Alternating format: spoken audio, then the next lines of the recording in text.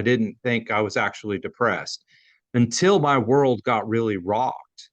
And when it got rocked, there was no way out. And I'd been going to doctors multiple times. I mean, they'd given me everything. Zoloft, they tried all the depression medication. They tried all of these different experiments.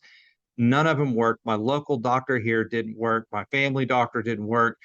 And then basically, I was talking to my counselor, Julie Wilhite, and she said, I think there's something physiologically wrong. This isn't just mental and spiritual, there's more to it. I want you to see Dr. Brock.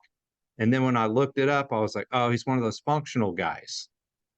And I had a mixed understanding of what that meant. For me, it was, oh, he's going to be one of those guys that, says, take this herb, rub it together, throw it in your tea, and you're going to be okay.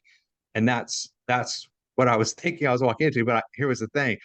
I was literally to the last hope. I remember we were driving to Dallas. I looked at my wife and I said, Chloe, if this doesn't work, I don't know how much longer I can go.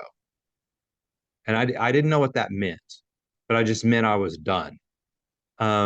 We got down there, and then if you want to share what you discovered and what you saw, I think you said it really good on our last call.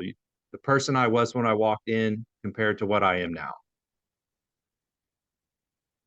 Yeah, man.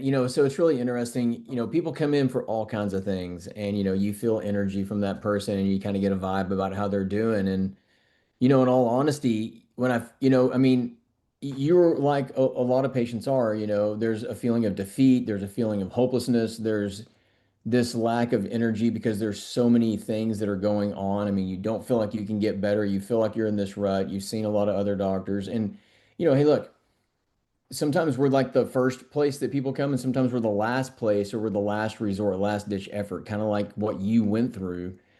And I just knew that you were a person that needed some help, and you needed mental help. You needed, physiological help. You needed somebody, I think personally, you needed somebody that had somewhat of a similar, spiritual belief that you have as well, so that there could be some sort of relationship. And, when you see all those things and then you look deep and you find some stuff that you can treat and you start putting together sort of a formula to help somebody just function better inside, right? And then you support them, with kind words and, with a good heart and things like that. I mean, you can get some great results.